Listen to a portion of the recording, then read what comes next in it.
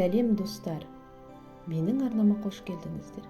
Бүгін біз сіздермен бір жұмыртқадан өте тез, дәмді, жұп-жұмсақ, оңай, миксерсіз дайындалатын кекстер дайындаймыз.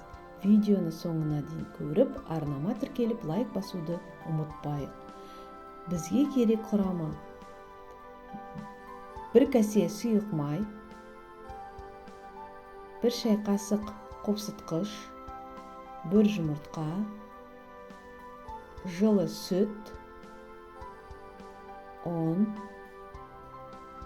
секер. Әуелі 1 жұмыртқаға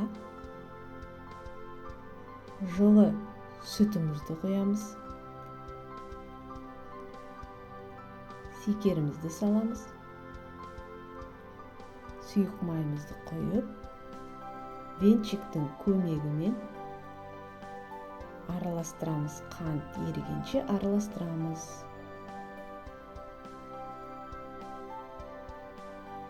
Ұнымызды електен өткізіп, 1 шай қасық қопсытқыш салып араластырамыз. Ұнымызды електен өткізуді ұмытпайық, себебі кекстер жақсы көтерілу үшін.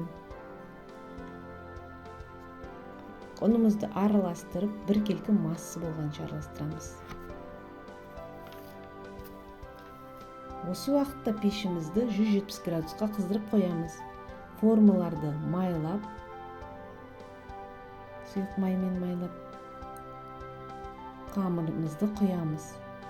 Менде 12 штук кекс шықты. Қызып тұрған пешімізде 170 градуста 20-25 минут пісіріп аламыз.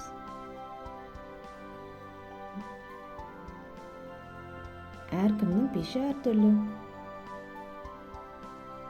Міне, кексіміз пісіп шықты, өте жұмсақ, әрі дәмді болып шықты. Міндетті түрде жасап көріңіздер. Сіздерге ұнайтынына сенімдімін.